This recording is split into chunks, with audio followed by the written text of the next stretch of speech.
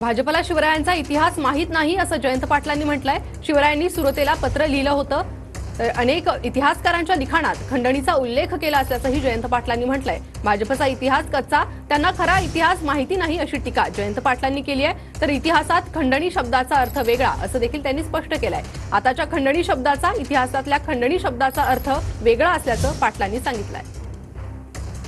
भाजपला इतिहास माहित नाही आणि यापूर्वी अनेकांनी त्याचं वर्णन करताना कृष्णाजी अर्जुन केळुसकर यांनी त्यांच्या छत्रपती शिवाजी महाराज चरित्र लेखमालेतून हेच उल्लेख असाच केलेला आहे। परत दुसऱ्यांदा सुरत लुटली त्या छत्रपती शिवाजी महाराजांनी, त्यावेळी छत्रपती शिवाजी महाराजांनी तिथल्या सुरतेच्या जनतेला उद्देशून एक पत्र लिहिलेलं आहे आणि त्या पत्रात त्यांनी सांगितले, तुम्ही प्रतिवर्षी 12 लाख रुपये खंडणी बिनबोभाट पावती केल्यास तुमच्या शहराला पुन्हा लुटीची भीती उरणार नाही।